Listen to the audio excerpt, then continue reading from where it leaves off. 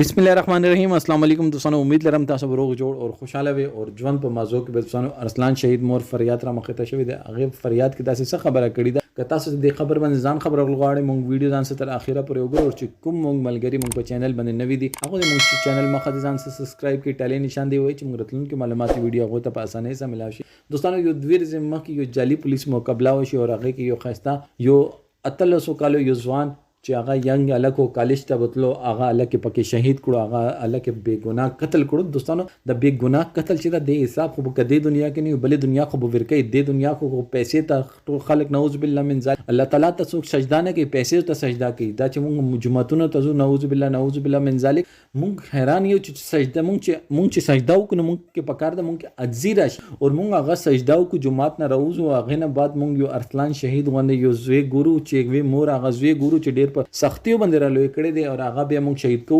ارسلان شهید مور دا فریاد کړی دی چې موږ ته قاتلان نو معلوم نو بیا ها یو خبره و تاسو ته دا قاتل معلوم دی، دا قاتل تاسو موږ ته نه راکوي، که تاسو دا قاتل موږ ته رانه کړو نو موږ به احتجاج کو. دا موږ حق دا موږ ته حق پکار دی، دا قاتل موږ ته راکو دغه فیصله به موږ خپل کو.